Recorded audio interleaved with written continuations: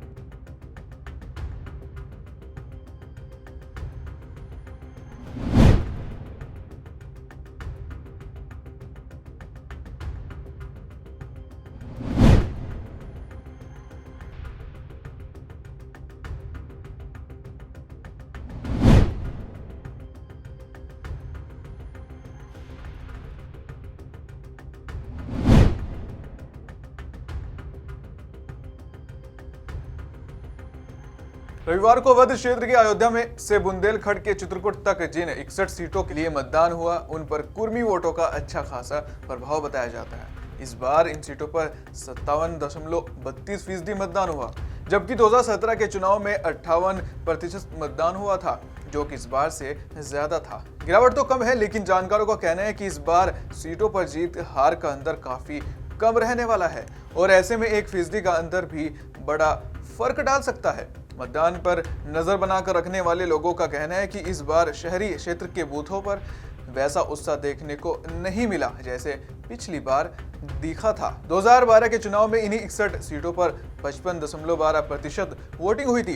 2017 में 58.24% के साथ करीब 3% का इजाफा हुआ था। जानकारों का कहना है कि ज्यादातर देखा गया है कि वोटिंग प्रतिशत में इजाफे का लाभ विपक्ष को मिलता है, कई बार ज्यादा वोटिंग बदलाव का संकेत देती है। इसके साथ ही कांटे की टक्कर वाली सीटों पर भी ज्यादा वोटिंग होती है, क्योंकि वहां मुख्य प्रतिद्वंदी उम्मीदवार अपने विपक्ष के ज्यादा से ज्यादा वोट पोल कराने के लिए पूरा जोर लगा देते हैं। 2017 के चुनाव में वोटिंग प्रतिशत बढ़ने से भाजपा को जबरदस्त फायदा हुआ था और उस समय सत्ता में रही समाजवादी पार्टी को भारी नुकसान उठाना पड़ा था। उस चुनाव में भाजपा ने 61 में से 50 सीटों पर जीत हासिल की थी, जबकि 2 अन्य सीटों उसकी सहयोगी अपना दल को मिली थी। 2012 के विधानसभा चुनाव को देखें तो 61 में से भाजपा को 7, सपा को 41, कांग्रेस को 6 और अन्य को 1 सीट मिली थी। भाजपा को कुल 42 सीटों का फायदा हुआ था, जबकि सपा को 36, कांग्रेस को 5 और बसपा को 5 सीटों का नुकसान उठाना पड़ा था। स्काई न्यूज ग्लोबल में इतना ही। देखते रहिए स्काई न्यूज ग्लोबल। नमस्कार।